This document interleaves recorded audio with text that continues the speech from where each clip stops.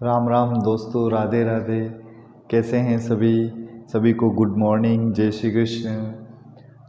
एक बार फिर से आप सभी का हार्दिक स्वागत और अभिनंदन करता हूं। मैं धवल आमेटा संकल्प कोचिंग क्लास स्माइल प्रोजेक्ट के साथ क्लास 10वीं का मैथ्स का पेपर। आज पेपर संख्या 10 है।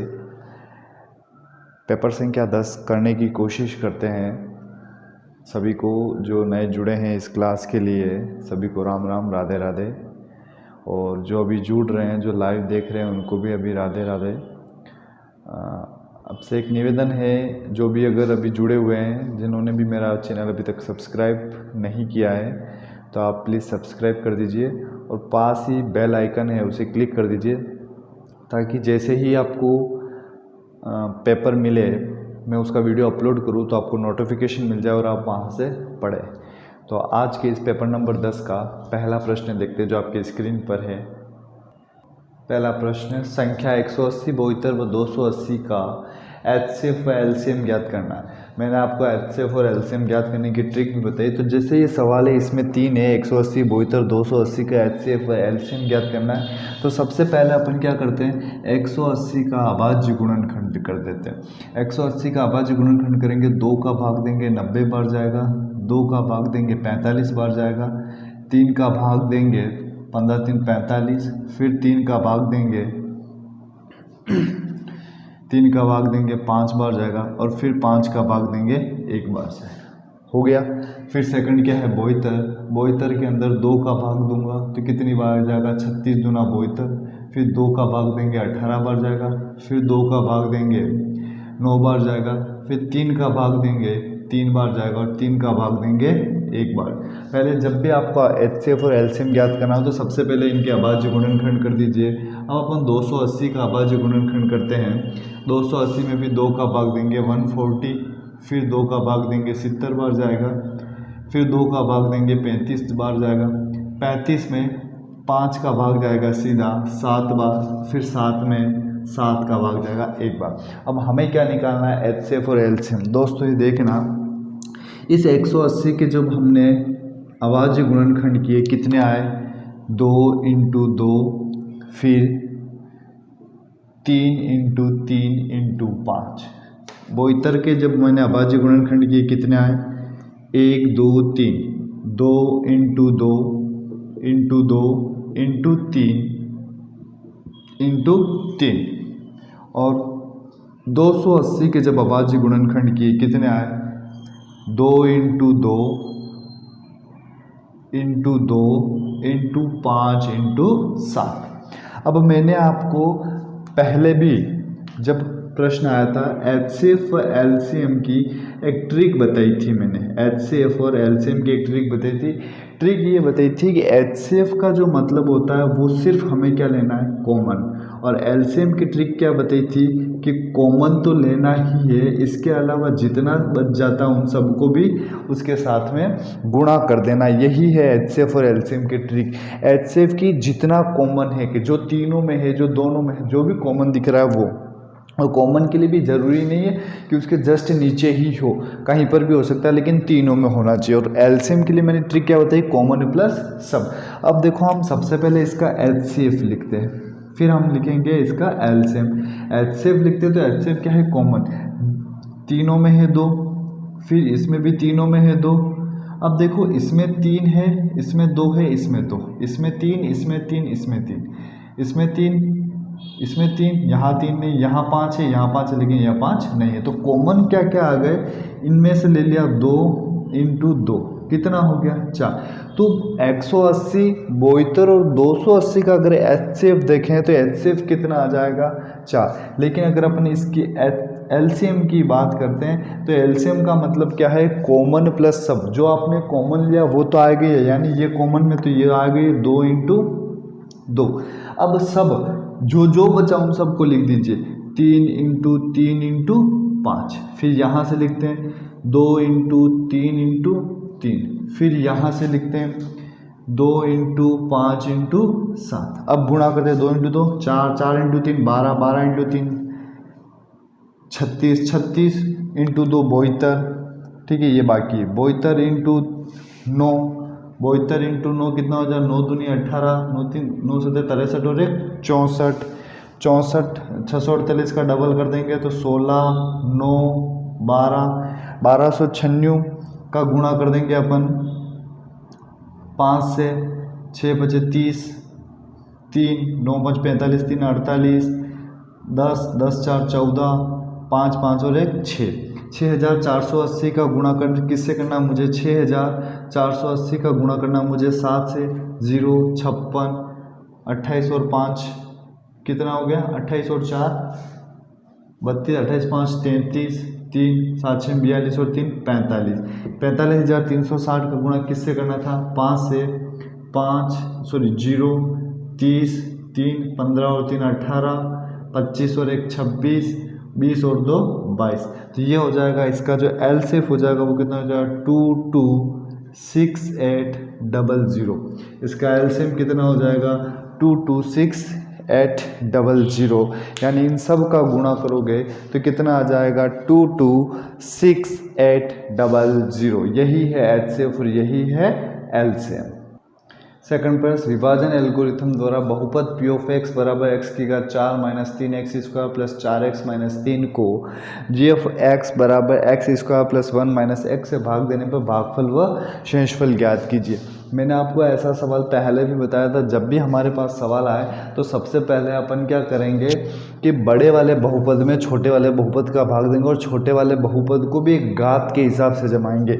जैसे हमें इसका भाग उसमें देना है तो एक्स स्क्वायर फिर एक्स वाली घात आनी चाहिए, तो ये आ जाए। तो सबसे पहले हमें भाग किसका देना है, x square minus x plus 1 का भाग देना है, एक्स की घात 4 minus 3x square plus 4x minus 3, यानी इस वाले पूरे बहुपद का भाग सेकंड बड़े वाले बहुपद में भाग देना है। तो भाग देते सबसे पहले यहाँ पर देखते हैं x square minus x plus 1, यहाँ क्या है एक्स की घात 4, हमें पहले वाले पद को हटाना है। इस पहले वाले पद को हटाने के लिए इस पूरे बहुपद को किससे गुणा करूँगा, x की घात 2 से, तो इस पूरे बहुपद को मैं x की घात 2 से गुणा करता हूँ। x की घात 2 से गुणा इससे करूँगा तो x की घात 4, फिर x की घात 2 का गुणा इससे करूँगा तो माइनस x की घात 3, तो जहाँ नहीं है तो वहाँ लिख दीजिए सिर्फ x की घात 3, जरूरी नहीं है इसके नीचे लिखे या साइड में भी लिख सकते हैं। प्लस एक्स स्क्वायर का गुणा इससे करोगे तो कितना आ जाएगा एक्स स्क्वायर, यहाँ लिख दिया मैंने। अब देखो तो हमारे पास एक्स स्क्वायर आएगा तो अपन क्या कर देते हैं, एक्स स्क्वायर तो यहाँ लिख देते हैं और माइनस एक्स की घात 3 यहाँ लिख देते हैं, उसको बाद में फिर से अपन आगे लिख देंगे। चिन्ह चेंज करते, ये माइनस का हो गया, ये माइनस का हो गया और ये प्लस का, ये प्लस और माइनस कट गया। अब यहाँ देखो ये माइनस का 3x स्क्वायर, ये माइनस का 5 ये माइनस का 3x स्क्वायर, ये माइनस का x स्क्वायर और ये है प्लस की x की घात 3, तो पहले ये आएगा x की घात 3 और माइनस 3 और 1 4 आ जाएगा x स्क्वायर। अब यहाँ क्या आ रहा है x की घात 3, इसको मैं क्या करूँ, x की घात 3 बनाने के लिए x से गुणा कर दूँ, तो इस पूरे को मैं x से गुणा कर देता हूँ, ठीक है। इस x से गुणा कर देते हैं अपन, तो यहाँ हो जाएगा x की घात 3, यहाँ करूँगा तो माइनस एक्स स्क्वायर और यहाँ करूँगा तो प्लस x, यानी ऊपर से मैं 4x माइनस 3 भी उतार देता हूँ। अब यहाँ देखिए ये माइनस हो गया, ये प्लस हो गया, ये माइनस, ये दोनों कट गए, माइनस और प्लस, माइनस 4 में से माइनस 1 गया तो minus 3x square plus 3x minus का 3। अब यहाँ माइनस 3x स्क्वायर है, यहाँ भी x स्क्वायर, इसका मतलब इस x स्क्वायर के आगे क्या आ रहा है, माइनस का 3 आ, तो मैं इस पूरे को किससे गुणा कर देता हूँ, माइनस 3 से गुणा कर देता हूँ। माइनस 3 से गुणा करूँगा तो क्या आ जाएगा, माइनस 3x स्क्वायर, माइनस और माइनस क्या हो गया, प्लस 3x हो जाएगा, माइनस और प्लस क्या हो जाएगा, माइनस, ये प्लस हो जाएगा, ये माइनस हो जाएगा और ये प्लस, ये दोनों कट गए, ये कट गए, ये कट गए, बच कितना गया शेषफल, पूरा कितना शेषफल हो गया 0। तो आपको उसने क्या कहा, भागफल व शेषफल ज्ञात कीजिए, तो हमारा भागफल कितना आ गया, भागफल आ गया x square plus x minus 3, शेषफल कितना आ गया, पूरे का शेषफल कितना आ गया 0। और विभाजन एल्गोरिथम क्या होता है, भाज्य बराबर भाजक इंटू भागफल प्लस शेषफल, आप उससे भी इसको प्रूफ कर सकते हैं सही है या नहीं। प्रश्न संख्या 3 आपकी स्क्रीन पर।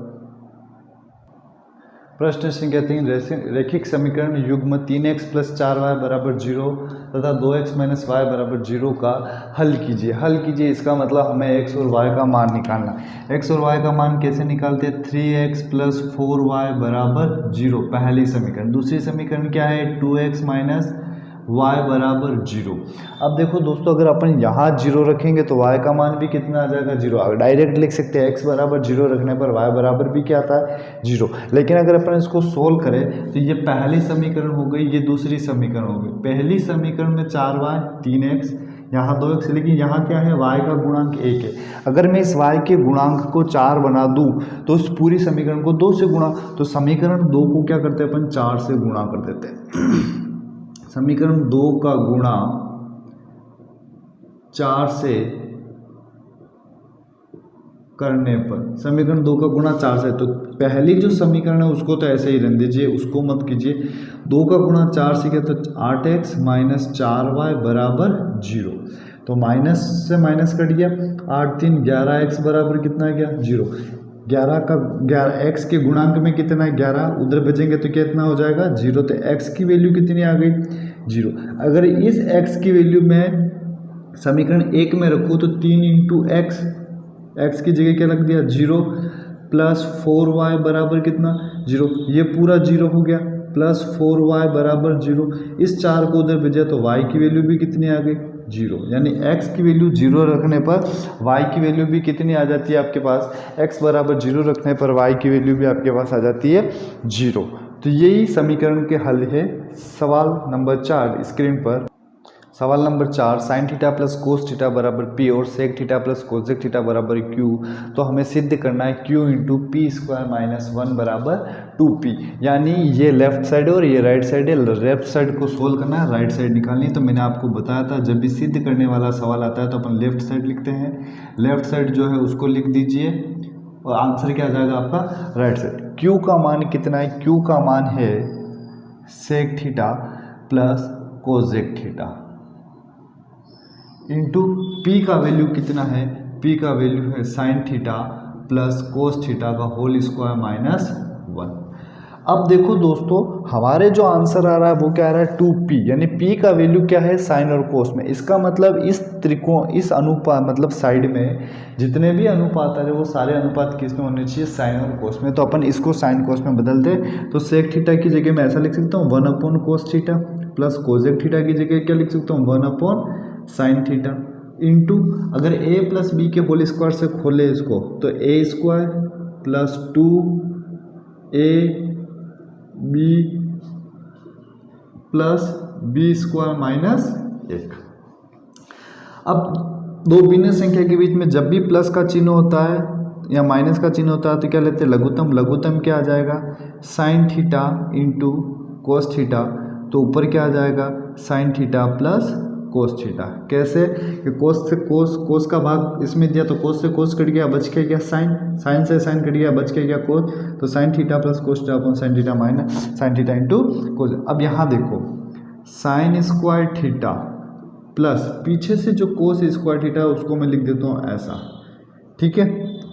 यहाँ देखना दोस्तों, +2 sin theta into cos theta और -1 जैसे ही sin² थीटा + cos² थीटा बराबर क्या होता है? 1। तो यहाँ लिख दिया मैंने sin थीटा + cos थीटा जैसा है वैसा का वैसा लिखा, upon sin theta into cos theta जैसा है वैसा लिख दिया। sin² थीटा + cos² थीटा की जगह क्या लिख सकते हैं? 1 + 2 sin theta into cos theta -1। ये प्लस और ये -1 कट गया। अब इधर क्या बच गया? 2 sin theta into cos theta. यानी यहाँ लिख देता हूँ तो ये स्टेप क्या आ गई? इधर आ गए sin theta + cos theta upon नीचे क्या आ जाएगा? sin theta into cos theta into 2 sin theta cos theta. तो sin थीटा कोस थीटा से sin theta cos theta cut गया। 2 का गुणा इससे करेंगे तो क्या आ जाएगा? 2 sin थीटा + cos थीटा। और sin थीटा + cos थीटा बराबर क्या लिख रखा है? p। तो मैं इसको क्या लिख रख सकता हूँ? p। और this is right hand side. हमारे पास जो राइट हैंड साइड पूछी थी वही आ गई कि 2 पी, और पी का वैल्यू क्या है sine theta plus cos theta, तो sine theta plus cos theta की जगह मैंने क्या रख दिया 2p। नेक्स्ट 5वां सवाल, एपी के प्रथम 15 पदों का योग ज्ञात कीजिए जिसका 5वां व 9वां पद क्रमशः 26 और 42 है। ये 5वां प्रश्न है, ठीक है। तो एपी के प्रथम 15 पद यानी हमें क्या दे रखा है, हमें ज्ञात करना है एसएन, एन का वैल्यू कितना दे रखा है 15, प्रथम 5 जिसका 5वां और 9वां पद, यानी 5वां पद मतलब A5 का मतलब क्या हो गया A plus 5 minus 1 into D बराबर कितना होता है A प्लस 4D, और A प्लस 4D का मान कितना दे रखा है 26, समीकरण नंबर 1। फिर हमें 9वां पद A9 बराबर क्या होता है A plus 9 minus 1 into D, यानी A प्लस 8D बराबर कितना दे रखा है 42, समीकरण नंबर 2। अब अपन क्या करते हैं A और D की वैल्यू निकाल देते हैं, वो इसमें प्रूफ कर रख देंगे और हमारे पास SN बराबर आ जाएगा। तो 1 और 2 से समीकरण A प्लस 4D बराबर 26, A प्लस 8D बराबर 42। समीकरण सोल्व किया, ये माइनस का ये माइनस का ये माइनस दोनों कट गए, 8 में से 4 गया तो -4D बराबर 12 में से 6 गया तो 6, 3 में से 2 गया तो 1, यानी D की जो वैल्यू ये माइनस D की वैल्यू कितनी आ गई आपके पास, D की वैल्यू आ गई 4। इस D की वैल्यू को आप चाहे समीकरण 1 में रखो चाहे समीकरण 2 में रखो, आपकी A की वैल्यू आ जाए। तो मैं समीकरण 1 में रखता हूँ, समीकरण 1 में A प्लस 4 इंटू 4 बराबर 26, 4 इंटू 4 16, उधर ट्रांसफर किया तो A बराबर 26 माइनस 16 बराबर कितना 10, यानी A का वैल्यू कितना आया 10 और D का वैल्यू कितना 4। हमें योग ज्ञात करना है तो SN बराबर n/2 2A plus n minus 1 into D. n का वैल्यू कितना है 15/2, 2 A की वैल्यू कितनी है आपके पास 10 प्लस n कितना है 15 माइनस 1 इंटू डी कितना है आपके पास 4, 15/2, 2 इंटू 10 20 प्लस 15 में से 1 गया तो 14, और 14 इंटू 4 करेंगे 14 3 42, 14 चौक 56, 14 चौक कितना होता है 14 चौक 56,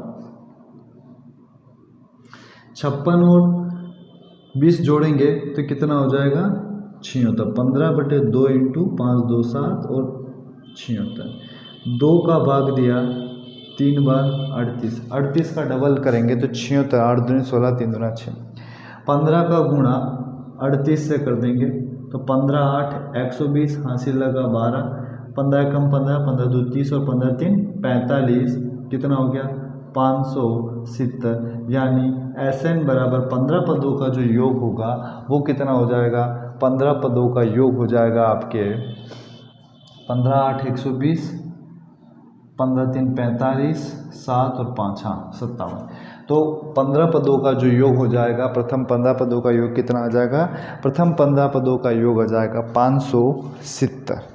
नेक्स्ट छठा सवाल स्क्रीन पर, एक खंबे के आधार से 20 मीटर दूर स्थित प्लेटफॉर्म के एक बिंदु से खंबे की चोटी पर लगे हुए कैमरे का उन्नयन कोण 60 डिग्री है, तो खंबे की H यानी खंबे की हमें ऊंचाई ज्ञात करनी है। तो खंबे के आधार यानी ये खंबा है, इसका आधार ये हो गया, 20 मीटर की दूरी पर, ये 20 मीटर हो गया, दूरी पर एक प्लेटफॉर्म पर स्थित एक बिंदु से खंबे के ऊपर एक कैमरा लगा हुआ है, उस कैमरे का उन्नयन कोण कितना डिग्री है 60 डिग्री है। खंबे की ऊंचाई ज्ञात करनी, क्या ज्ञात करना है H L और A दे रखा है, यानी लंब और आधार दे रखा है। लंब और आधार किसका होता है tan थीटा, लंब बटे आधार, tan थीटा की वैल्यू कितनी दे रखी है 60 डिग्री, लंब H दे रखा है, आधार कितना दे रखा है 20 दे रखा है। tan 60 की वैल्यू कितनी होती है, tan 60 की वैल्यू होती है √3, क्योंकि sin 60 अपॉन cos 60 निकालने का तरीका ये है। sin 60 की वैल्यू आपको पता है √3/2, और cos 60 की वैल्यू जो sin 30 की वैल्यू होती है वही cos 60 की वैल्यू होती है 1/, पहले का गुणा किससे करोगे, चौथे से, यानी √3 इंटू 2 बटे क्या हो जाए 2, 2 से 2 कट गया तो sin 60 की tan 60 की वैल्यू कितनी आ जाएगी, √3 बराबर h बटे 20, ऊंचाई निकालनी है तो h बराबर 20 √3 मीटर। ऊंचाई कितनी आ जाएगी, ऊंचाई आ जाएगी आपके 20 √3 मीटर। या तो फिर आप √3 का मान भी रख सकते हैं 1.732, उससे भी निकाल सकते हो, नहीं तो ये ऊंचाई भी निकाल सकते हो कि खंबे की ऊंचाई हो जाएगी 20 √3 मीटर। अगला एक्स वाई जेड को चिन्हित करना है, यानी हमें मान बताने हैं, और यहाँ पर 2 चक्रीय चतुर्भुज दे रखे हैं। तो सबसे पहले अपन देखते हैं कि चक्रीय चतुर्भुज ABEF, यानी हम जानते हैं, यहाँ लिखते हैं, इसको हल करते हैं तो यहाँ लिखते हैं अपन कि चौकी चतुर्भुज ABEF एक चक्रीय चतुर्भुज है, एक चक्रीय चतुर्भुज, एक चक्रीय चतुर्भुज है जिसमें उसके बाहर बने कोण, बाहर बने कोण उसके अंदर बने कोणों के बराबर होता है। उसके अंतराभिमुख, यानी अंदर बनने वाले कोणों के अंतराभिमुख कोण के अंतराभिमुख कोण के बराबर होते हैं, यह हम जानते हैं। जब आप जानते हो तो ये हो जाएगा BAF, कोण BA, यहाँ लिख देता हूँ मैं इधर, कोण BAF बराबर हो जाएगा BED, यानी कोण BED कितना डिग्री, 65 डिग्री। ABF बराबर BED कितना हो गया, 65 डिग्री। ठीक है, तो अपन यहाँ लिख देते हैं कि कोण E प्लस कोण C कितना, 180 डिग्री। क्यों, क्योंकि चतुर्भुज में आमने सामने बनने वाले कोणों का योग कितना होता है, 180 डिग्री। जब कोण E आपके पास 65 डिग्री है और कोण C का मान कितना है y, तो बराबर कितना हो जाएगा 180, तो y बराबर कितना हो जाएगा 180 माइनस 65, 10 में से 5 गया 5, 7 में से 6 गया 1, यानी y की वैल्यू कितना डिग्री आ गया, y बराबर आ गया आपके 115 डिग्री। ठीक है, अब हमें निकालना है, y हो गया, अब हमें निकालना है x निकालना। तो x निकालने के लिए दोस्तों देखना, ये हो गया। सेकंड चीज़ मैं यहाँ कर रहा हूँ, इसके जस्ट नीचे ही कर रहा हूँ।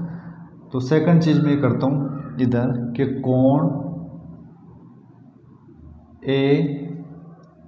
AF और E बराबर कोण CB और E, AFE बराबर CBE। जब कोण F 91 डिग्री है तो कोण B भी कितना हो जाएगा, 91, और कोण B बराबर क्या है, x डिग्री, यानी x डिग्री का मान आपके पास कितना आ गया 91, y का मान कितना आ गया 115। अब हमें क्या निकालना है, z, चक्रीय चतुर्भुज में आमने सामने बनने वाले कोणों का योग कितना होता है 180 डिग्री। जब कोण x 91 डिग्री है तो कोण z कितना हो जाएगा 180 माइनस 91, कितना हो जाएगा 180 माइनस 91, तो ये कितना हो जाएगा, 10 में से 1 गया तो 9 और 17, इधर कितना बच गया 17, 17 में से 9 गया तो ये हो जाएगा आपके 8, 17 में से 9 गया तो कितना बच गया 8, यानी 9 और 1 10, 8 8 16 और 1 8 9 17 और 1 18, यानी इसका मान कितना हो गया 89 डिग्री। तो कोण x 91 डिग्री, कोण y 115 डिग्री और कोण z कितना डिग्री आ गया 89 डिग्री। नेक्स्ट क्वेश्चन, 5 सेमी त्रिज्या वाले वृत्त के केंद्र से 9 सेमी दूर बाहरी बिंदु पर वृत्त से या सॉरी बाहरी बिंदु से वृत्त पर, यहाँ 9 सेमी है, कितनी स्पर्श रेखाएं खींची जा सकती है। तो सबसे पहले हमें वृत्त कितने सेंटीमीटर का बनाना है, वृत्त बनाना है 5 सेंटीमीटर त्रिज्या का। दोस्तों 5 सेंटीमीटर त्रिज्या का आप प्रकार खोलेंगे, कॉपी में रख कर 5 सेंटीमीटर त्रिज्या का वृत्त बनाएंगे। ये 5 सेंटीमीटर त्रिज्या का वृत्त बन गया मेरे। फिर इसने कहा कि केंद्र से 9 सेंटीमीटर दूर, यानी ये कितना है केंद्र से, ये यहाँ से कितना तो 9 सेंटीमीटर लेते, केंद्र से कह रहा है तो 5 ये है, तो बचा कितना 4 सेंटीमीटर। तो 4 सेंटीमीटर की लाइन मैंने और खींच दी, ये कितनी हो गई 4 सेंटीमीटर। 5 और 4 कितना हो गया, 5 और 4 हो गया आपके 9 सेंटीमीटर। अब हमें यहाँ से स्पर्श रेखा खींचनी है कि कितनी स्पर्श रेखा खींच। तो इस 9 सेंटीमीटर रेखा का अपन क्या करते हैं, सबसे पहले समद्विभाजन करते हैं। और समद्विभाजन कैसे करते हैं कि यहाँ पर प्रकार रखते हैं, आधे से ज़्यादा खोलते हैं, यहाँ तक प्रकार आया, एक चाप ऊपर काटा, एक चाप नीचे काटा। फिर से देखना, प्रकार की नोक यहाँ रखी, यहाँ तक प्रकार खोला, एक चाप ऊपर से काटा, एक चाप नीचे से काटा, फिर प्रकार को उठाया, एक चाप इधर काटा और एक चाप इधर काटा। जहाँ दोनों चाप कटते हैं वहाँ पर अपन मिला देते हैं इसको, और ये पॉइंट एक सेंटर पॉइंट हो गया। फिर से देखना, सबसे पहले 5 सेंटीमीटर त्रिज्या का वृत्त बनाया, केंद्र से 9 सेंटीमीटर, तो 5 तो ये है, ये 4 सेंटीमीटर की लाइन और खींच दी। उसके बाद मैंने प्रकार को आधे से ज़्यादा खोला, एक चाप ऊपर काटा, एक चाप नीचे काटा, फिर इधर से एक चाप ऊपर काटा, एक चाप नीचे काटा, दोनों चाप जहाँ कटे वहाँ मिला दिया, और ये पॉइंट आ गया। एक सी कहो, ओ कहो, कुछ भी कहो, ये केंद्र अगर ओ है तो अपन इसको एक। फिर प्रकार की नोक को यहाँ पर रखना, यहाँ से प्रकार खोलना और यहाँ से प्रकार खोल के नाप के आप एक वृत्त बना दीजिए। ये वृत्त जहाँ पर मिलते हैं, दोनों वृत्त ये और पॉइंट, ये पॉइंट, ये दोनों वृत्त जहाँ पर मिलते हैं वहाँ से इस पर एक स्पर्श रेखा खींच दीजिए, यहाँ से भी एक स्पर्श रेखा खींच दीजिए। तो वृत्त पर कितने स्पर्श रेखाएं खींची जा सकती है, इस वृत्त पर 2 स्पर्श रेखाएं खींची जा सकती है। और रचना वाला चित्र है, तो रचना के लिए आप लिख दीजिए आपने सबसे पहले क्या क्या किया। नेक्स्ट 9वां प्रश्न, 2 गणों जिनमें से प्रत्येक का आयतन 27 सेमी है, 2 संलग्न फलकों को मिलाकर ठोस बनाया जाता है। उस घनाभ का पृष्ठीय क्षेत्रफल ज्ञात कीजिए। यहाँ पर सेमी क्यूब है, यानी कह रहा है कि 2 घन है जिनमें से प्रत्येक का आयतन कितना है, 27 सेमी क्यूब है, और उस 27 सेमी क्यूब से संलग्न फलकों को मिलाकर ठोस बनाया जाता है। यानी आयतन 27 सेमी क्यूब है, तो हमें भुजा निकालनी है, और भुजा निकालने के बाद उसे अपन क्या बना रहे, ठोस फलक बना रहे, और ठोस फलक क्या बन रहा है, घना। तो हमारे पास घन का आयतन निकालने का सूत्र क्या होता है, घन का आयतन निकालने का सूत्र होता है भुजा क्यूब। यानी मैं यहाँ लिखता हूँ, इसको हल करता हूँ, घन का आयतन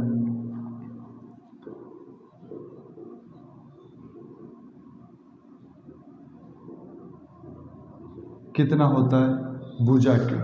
और घन का आयतन कितना दे रखा है, घन का आयतन दे रखा है 27 बराबर भुजा क्यूब, यानी भुजा क्यूब है। इधर से 3 हटाऊंगा तो कहाँ जाएगा, अंडर रूट लग जाएगा, यानी 3 का क्यूब जो होता है वो कितना होता है, 27। तो भुजा कितनी आ गई, 3 सेमी। ठीक है। फिर ये कह रहा है कि तो संलग्न फलकों को, यानी जैसे मान लीजिए ये एक घन है, ठीक है, और फिर इसी के पास ये एक घन है दूसरा। इन दोनों घनों को जब मैं मिला देता हूँ तो ये एक पूरा प्रकार का घनाभ बन गया, यानी ये 3 सेंटीमीटर, ये 3 सेंटीमीटर, ठीक है। इसकी चौड़ाई तो यही रहेगी, नहीं ये चौड़ाई तो यही रहेगी 3 सेंटीमीटर, ऊंचाई भी 3 सेंटीमीटर ही रहेगी।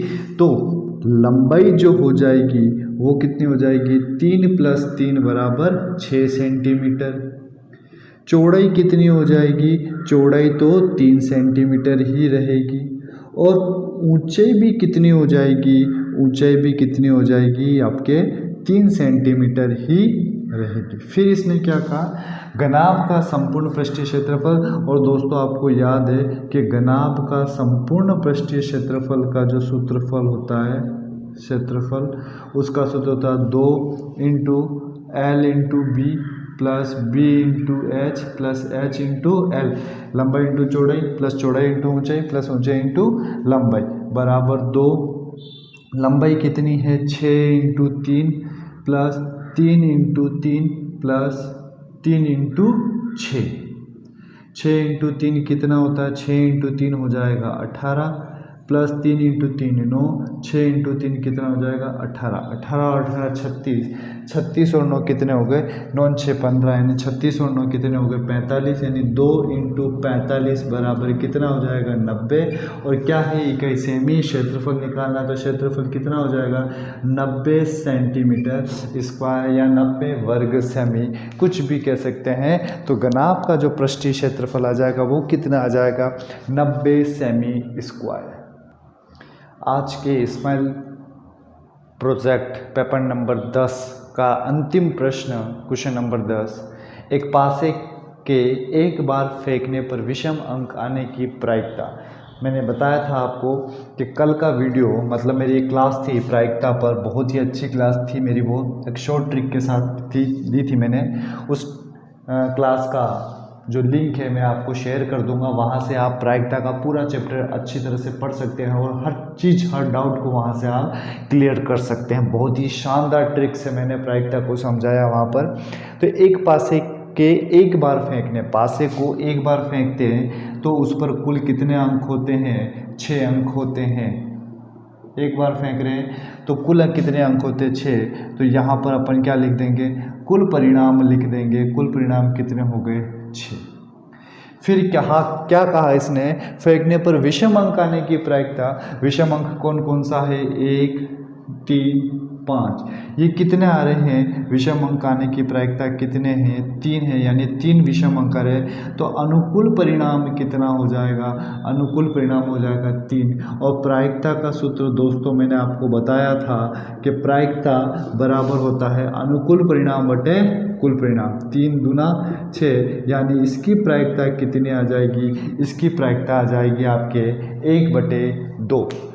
दोस्तों प्रायिकता का टॉपिक मैंने कल की क्लास ली थी, सबसे इम्पोर्टेंट क्लास और सबसे शॉर्ट ट्रिक वाली क्लास ली थी। मैं आज की इस वीडियो के डिस्क्रिप्शन में प्रायिकता की लिंक सेंड कर दूंगा, वहां से भी प्रायिकता का पूरा टॉपिक पढ़ सकते हैं, उसकी बेसिक जानकारी वहां से ले सकते हैं। आज के लिए इस पेपर को सोल्व करने के लिए आप सभी का धन्यवाद, कि जो इस क्लास में बैठे हैं उन सभी का धन्यवाद, और जो भी लाइव देख रहे हैं उन सभी का भी धन्यवाद। नेक्स्ट पेपर 11 के साथ मिलते हैं परसों, तब तक के लिए आप सभी को मेरी तरफ से राधे राधे।